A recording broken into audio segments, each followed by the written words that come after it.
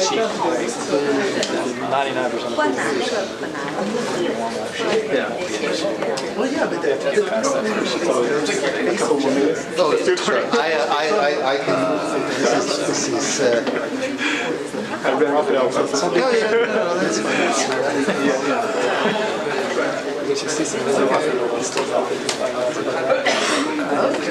Yeah, I'm not sure. Kind of good. 你要看 That's what the right-hand lane is.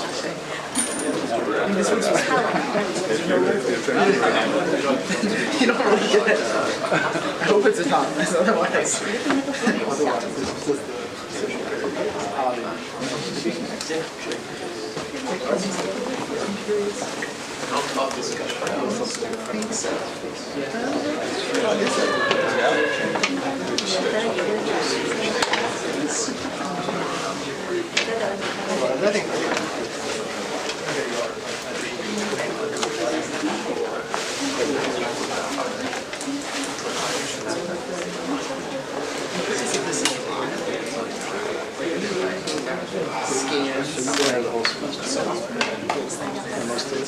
Yeah, well, I attended the previous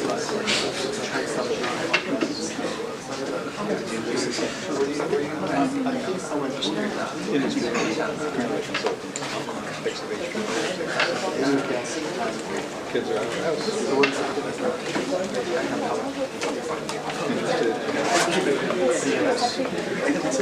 It's called happy with measurement system, distributed measurement system. Somewhere interested in the sensor descriptions, how that can promote the system architecture. So it's kind of, it's a real time.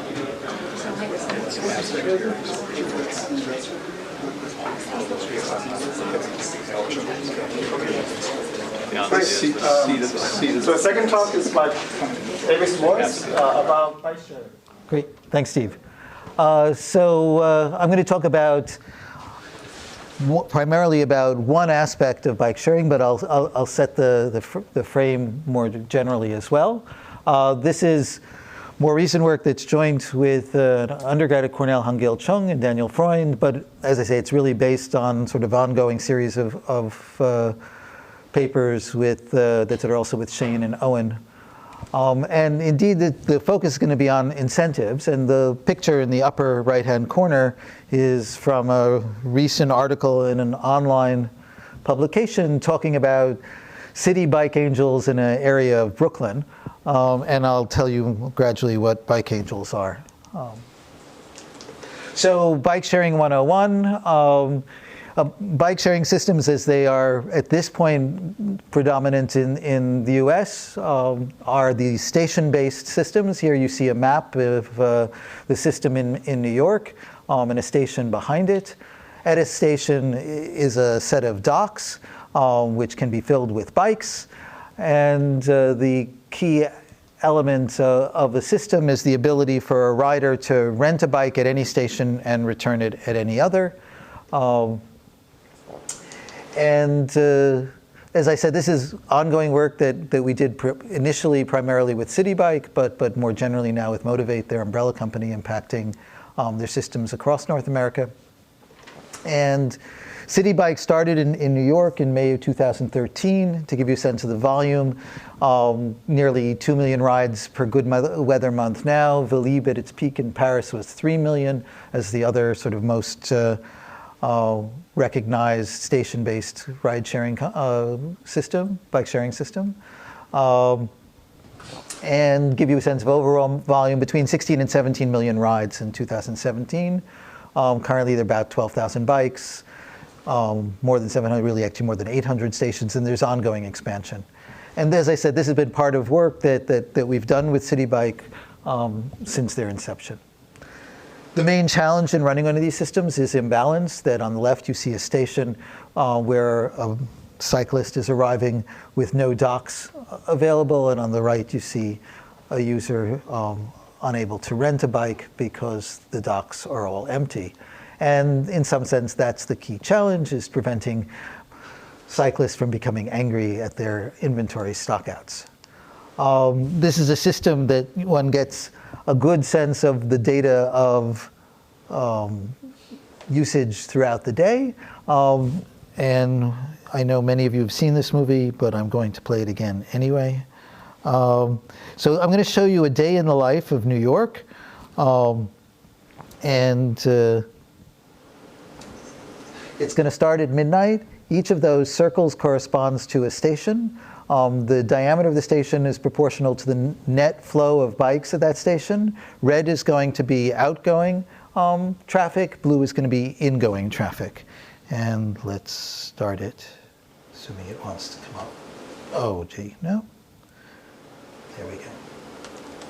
Okay, so it's midnight. There's small amounts of percolating effects.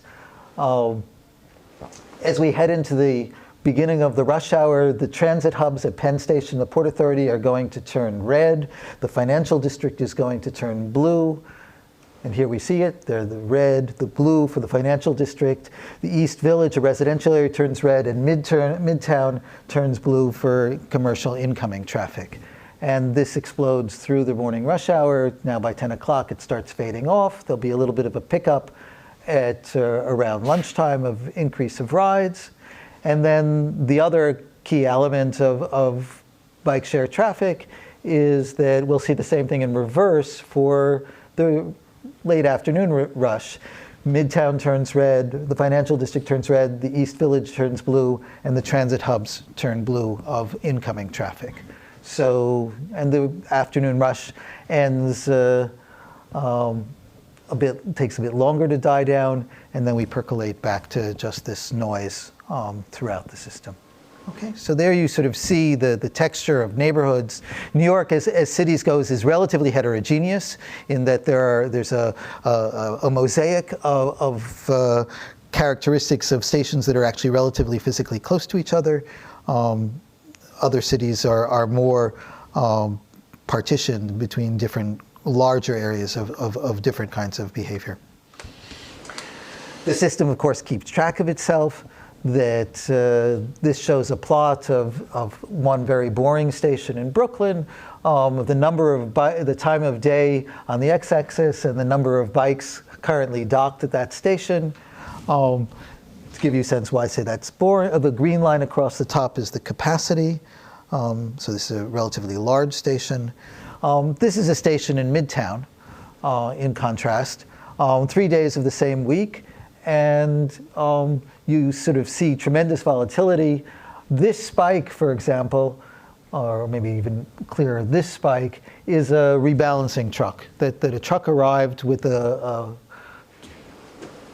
large number of bikes, they got unloaded, and then this is Midtown, 52nd and 5th, so this is a time in the evening rush where there's just tremendous outflow, and that station gets depleted almost immediately. Yes? Just to check down at the bottom, what's the disincentive for just abandoning bicycles?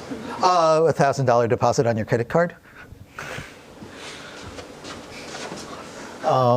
Good. That's a pretty strong disincentive.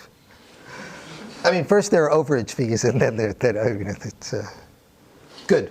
And please interrupt with questions throughout. Although the system does track its own data, of course, we only know the transactions that did occur, not the ones that didn't occur, due to the fact that there wasn't availability. But there's a way that we can do a sort of a simple back of the envelope and take advantage of stochasticity to infer a bit more signal than the data itself. And to illustrate that, this is a plot that shows the days of 1 month, the 24 hours in the day, broken into 10-minute segments, indicating are we in an extreme situation where we're almost out of bikes, and the other hot red is out of docks, and green is just generally good. And if I look at a given 10-minute slice as I go across the behavior across the month, we see that there's variability there, and so we can, in some sense, infer what a data-driven rental rate is at a given station just by conditioning on those particular days in which there is availability rather than just an average over the full thing. And for a time like this, you can see that quite often we're almost out of bikes. This is Penn Station, so it's one of the hardest stations to actually manage nationwide. And this allows us to back end to go from on the dotted plot, you see two midtown plots of morning and afternoon rush and the East Village. Similarly, in terms of what we can back end in terms of the data-driven demand.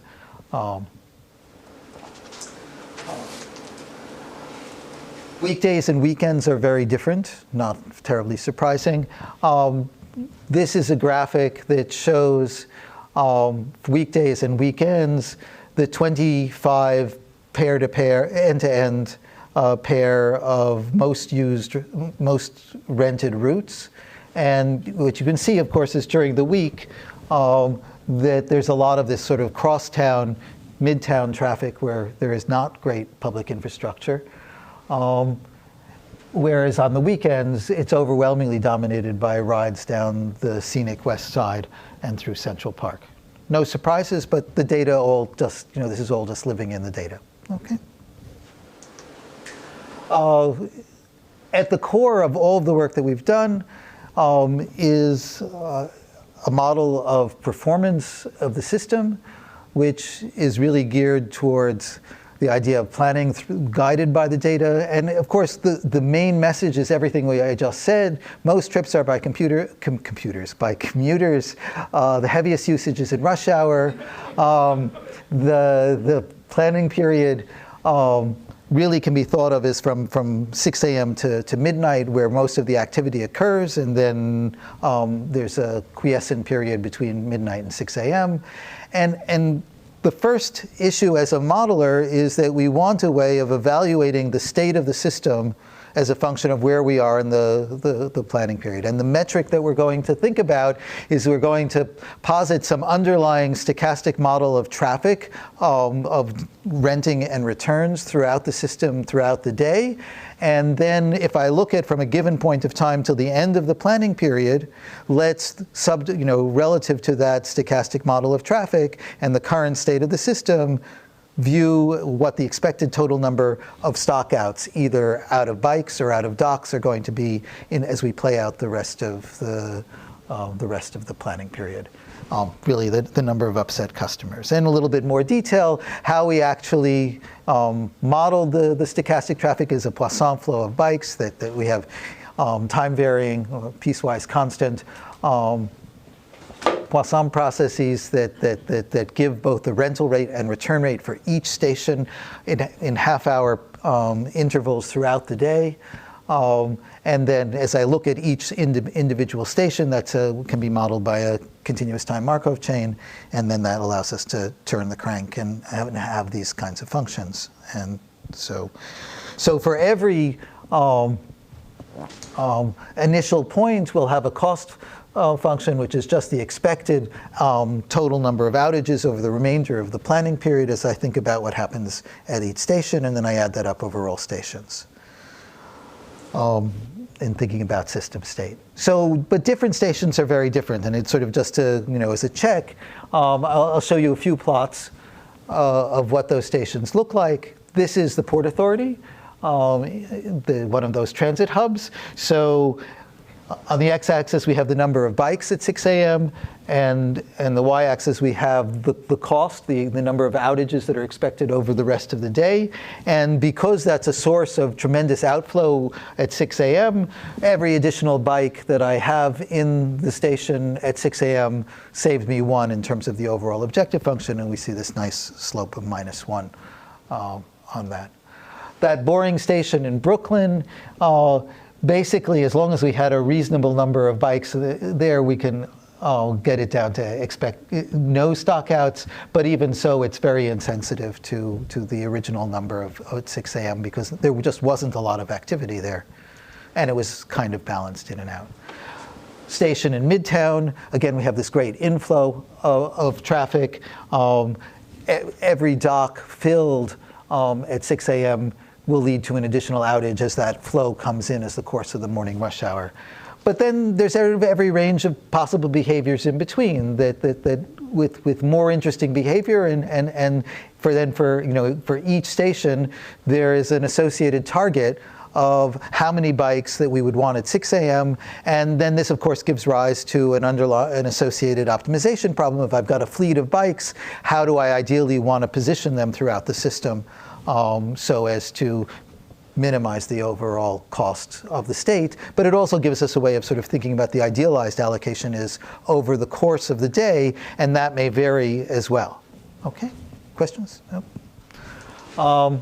So indeed, if we look at the fraction, so here we look at two neighborhoods, the East Village and the financial district, and as we think about what that optimization model gives in terms of what is the idealized fraction of the docks that should be full as a function of the time of day, then what we see here is in the overnight hours, we already want things basically full.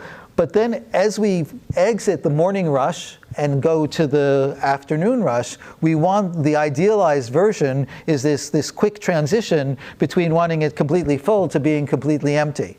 And this will come up as we sort of think about the incentive system that I'll be talking about later.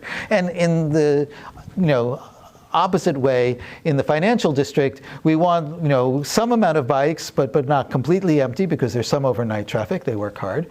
But then, and it should be basically empty through the morning, but then all of a sudden the polarity of the magnet should switch, and then come the afternoon traffic, we want those stations full. Yeah.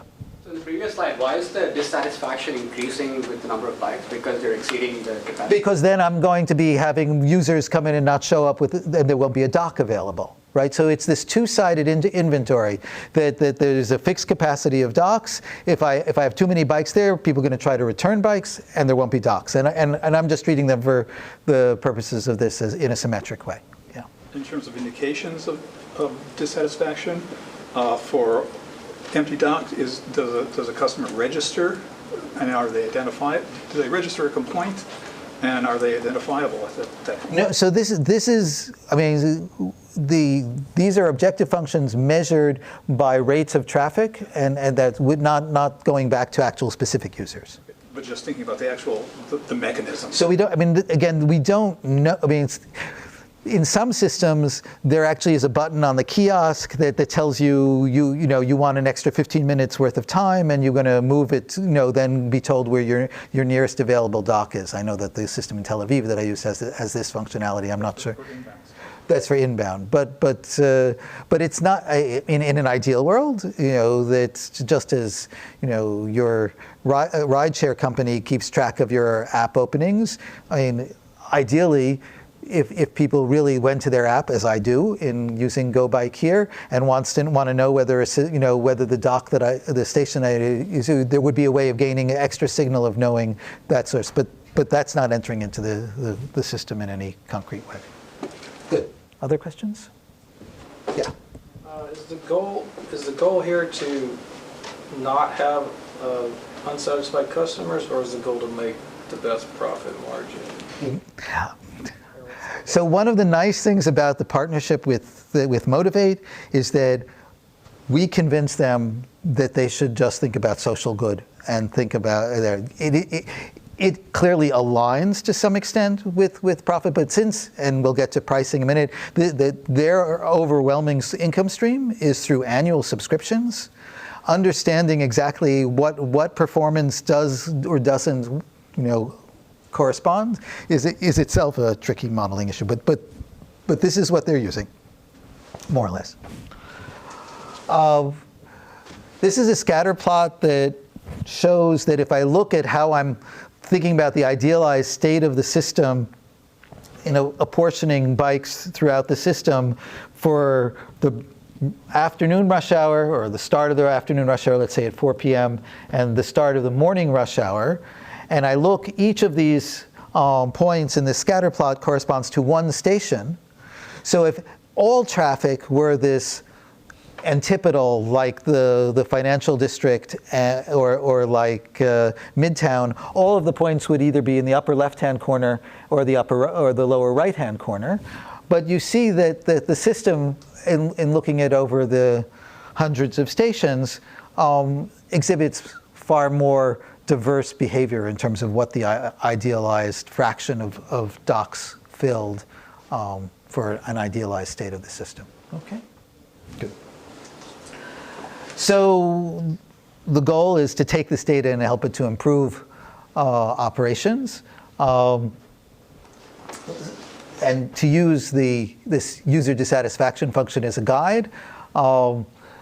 One of the first things is this sort of planning question of at 6 a.m., where should the bikes be? It's used as this get bikes map as part of an ongoing daily rebalancing. But when we started this project years ago, we had this idealized view that the city was quiet between midnight and 6 a.m., and that basically we could move the system from the state that it was in at midnight to the state that we want at 6 a.m. In contrast, this is a map that shows how the system is one particular midnight. Again, each of the circles corresponds to one station. And the circles go from white to red, white meaning that it's close to the 6 a.m. optimum, that it doesn't need much rebalancing, and red meaning that it's far from the 6 a.m. optimum. And this is the way that things evolved in that 6-hour period.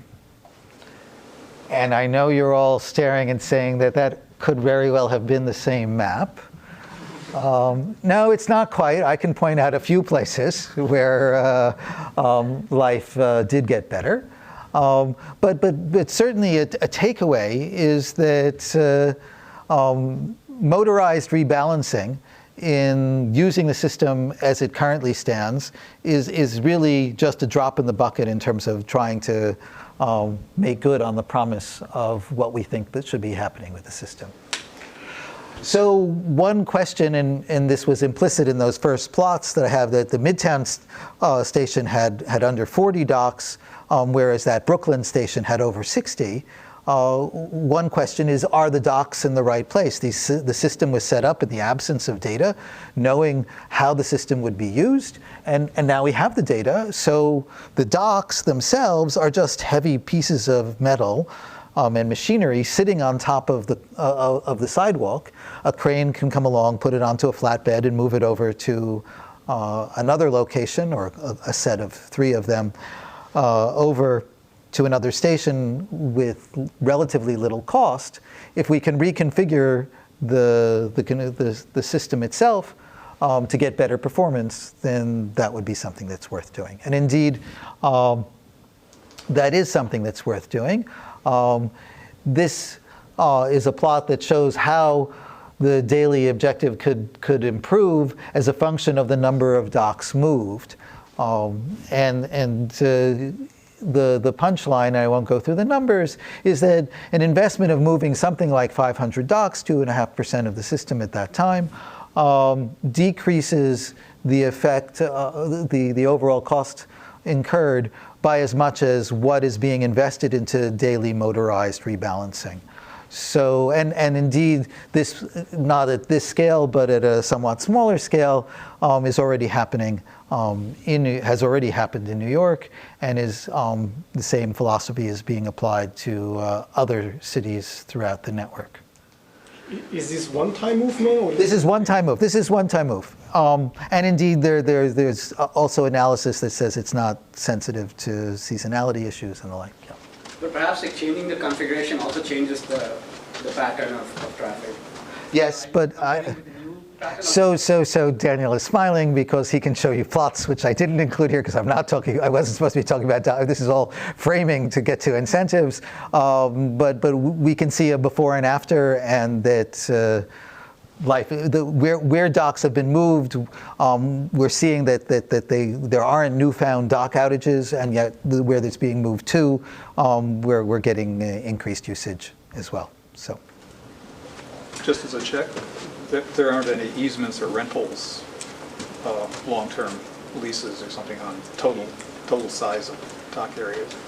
So this is a constraint that different for different stations. There may be some bound on how much bigger we can do it. This is all carefully negotiated with local neighborhood associations and the like. The number of people who have, when they've heard that I had anything to do with this, said, "You took away my parking spaces." There are trade-offs here, and there are real limitations. There were some very, very limited instances where real estate agents said to City Bike, we're going to give you this much money for setting up a private station in our backyard. So this is super limited. I think there were 1 or 2 such instances, but it existed. Okay, so this was in some sense the system set up, and there are various ways that we can mitigate the effects of the imbalance that occurs in a given time. There's rebalancing that occurs during the rush hour, or there's rebalancing that occurs overnight. There's a notion of surge capacity that can be installed by valets and corrals that can be positioned throughout the system. But what I really thought fit in, especially with the morning's talks, was this notion of incentives. So in some sense, the only reason I'm talking about incentives rather than differential pricing is that New York City Bike Share has an agreement with the Department of Transportation of the City of New York as to how pricing is going to work, and it's as dumb as it comes. It is really, you can get a day pass, you can get a 3-day pass, or really an overwhelming fraction of the usage is based on a $155 for the year annual subscription, all you can eat. That's and what we see in there are many users that ride upwards of 100 times a year. I'm already up to 92 rides on Go Bike this year.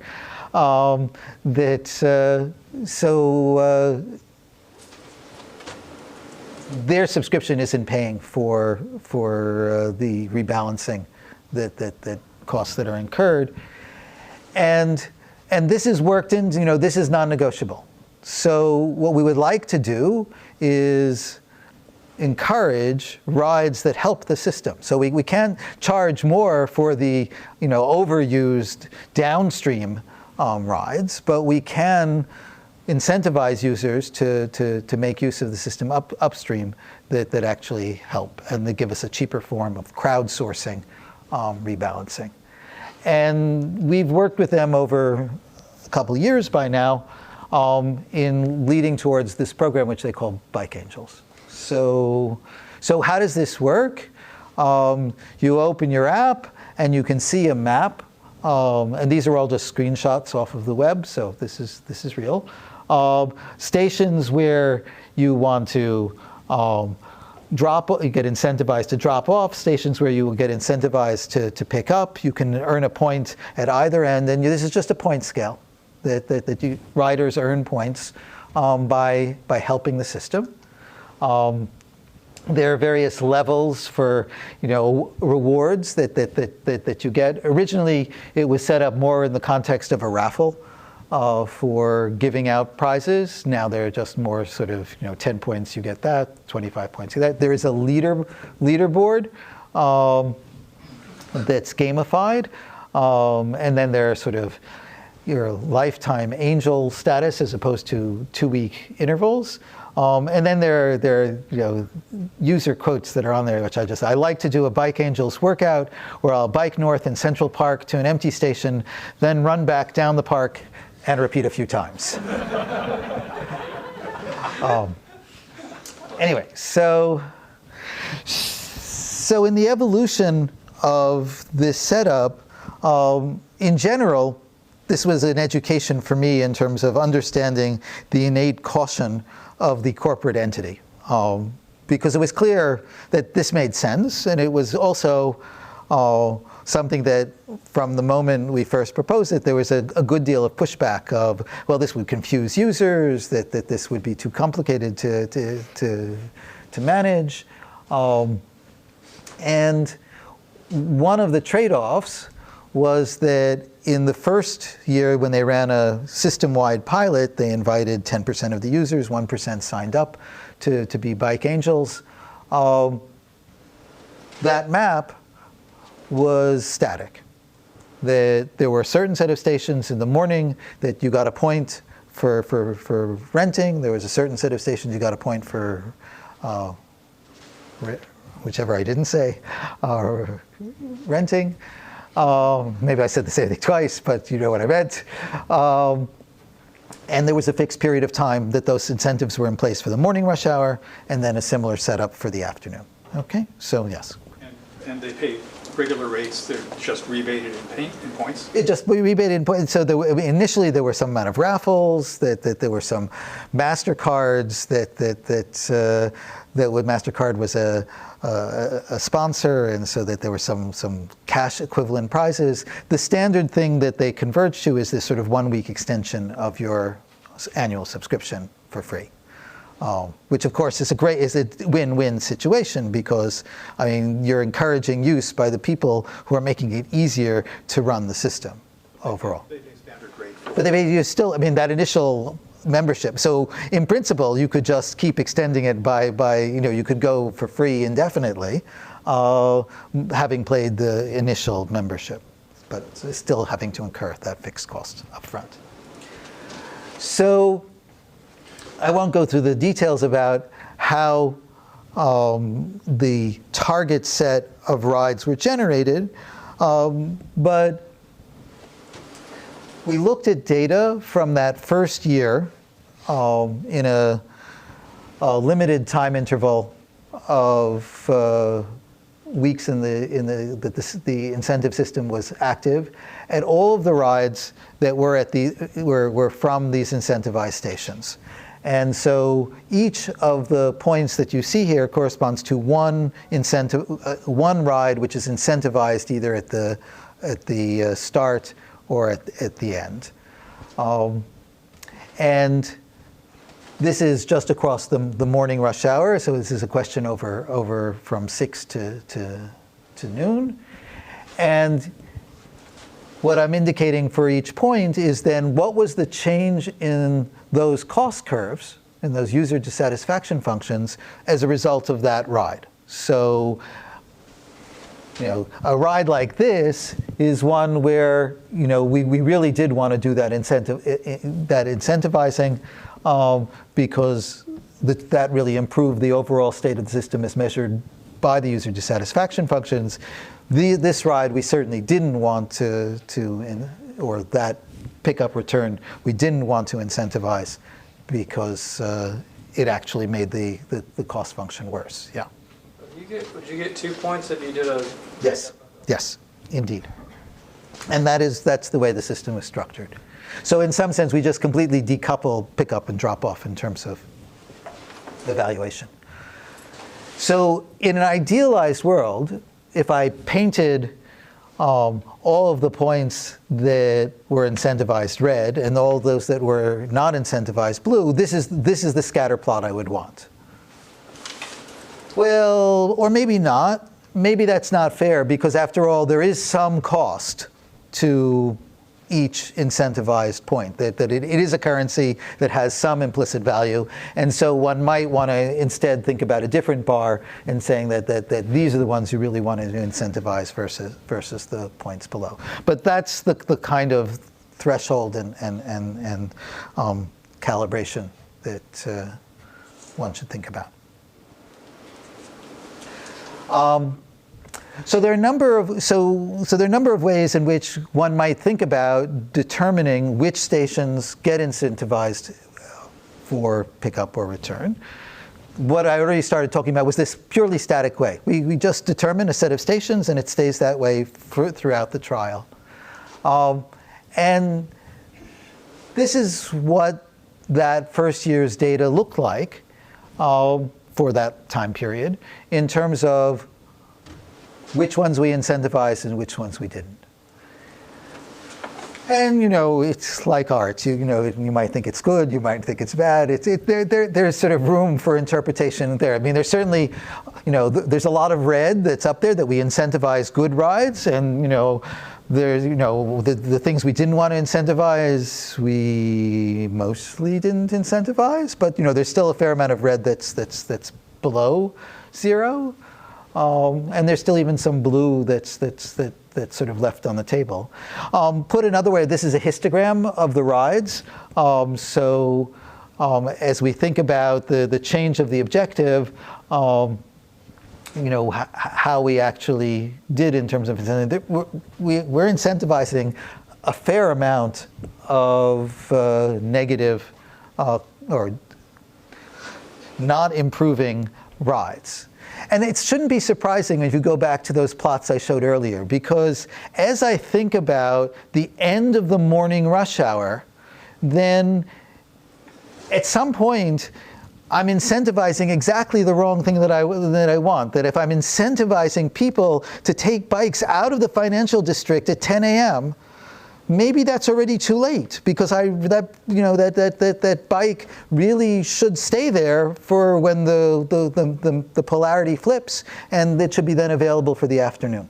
And so maybe that's not certainly taking advantage of data that's available. It certainly makes a lot of sense. Did you actually consider weather conditions? If it's raining, if it's snowing? So one can ask the question of, can we actually just consider what the state of that station is? And that's perhaps a better way. In general, when there's rain, the system isn't stressed in the same sort of way, and those are easy days to manage overall.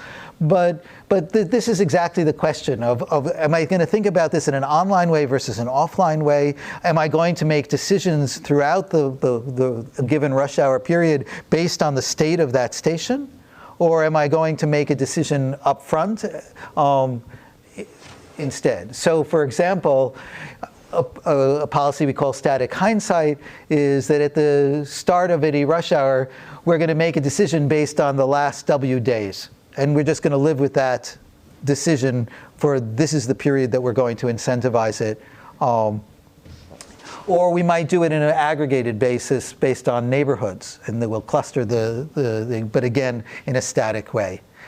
Now, in contrast, one can, and again, one of the issues that came up with Motivate is that they wanted the way in which the policy appeared to the user to be relatively simple. So they didn't want a station being incentivized and then not incentivized and then incentivized throughout within one given period. In some sense, they wanted a contiguous period of time. And indeed, under the right conditions, one can prove that there are policies that are optimal and can serve that. And then one can compute, if you knew all the data in advance, what was the idealized interval for that station. Those are static policies, and then a set of policies that exactly would enable us to cope with changing conditions are what I'll call dynamic policies. The most user-unfriendly one is just you take the ride and you get the incentive.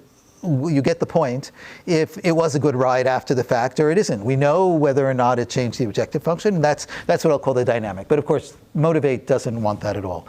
But one thing we can do is we can look at the last 30 minutes and say, if the system were structured to the last 30 minutes, does that make sense to do that? And we can do that either on a station-by-station basis or clustered.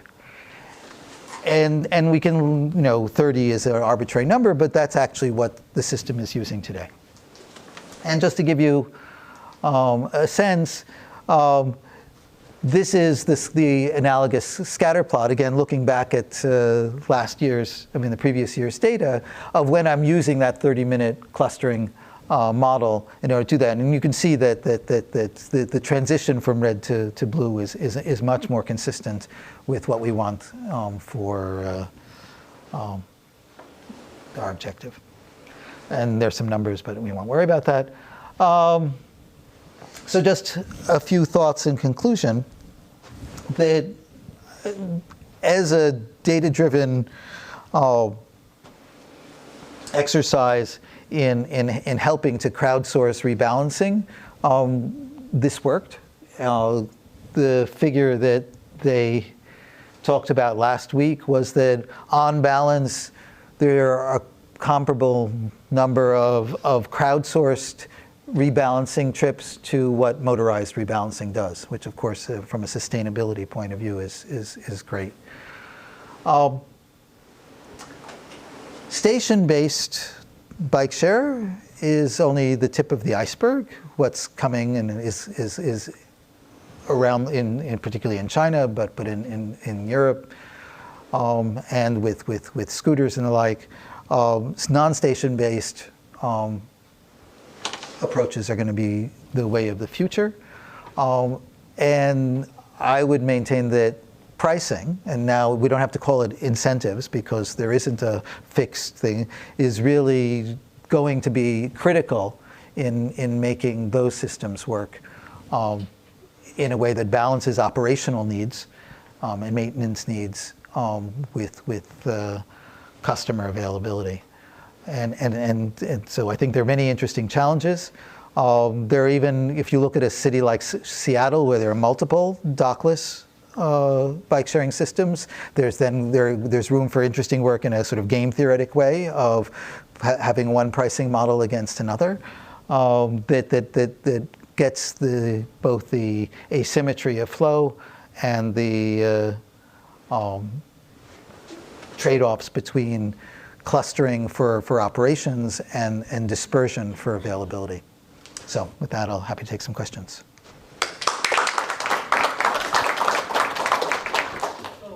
In some other context, people have kind of compared this sort of a direct monetary-based incentive versus sort of what you mean raffle-based. Mm-hmm. Have you found any kind of a behavior difference where you were implementing the one versus the other?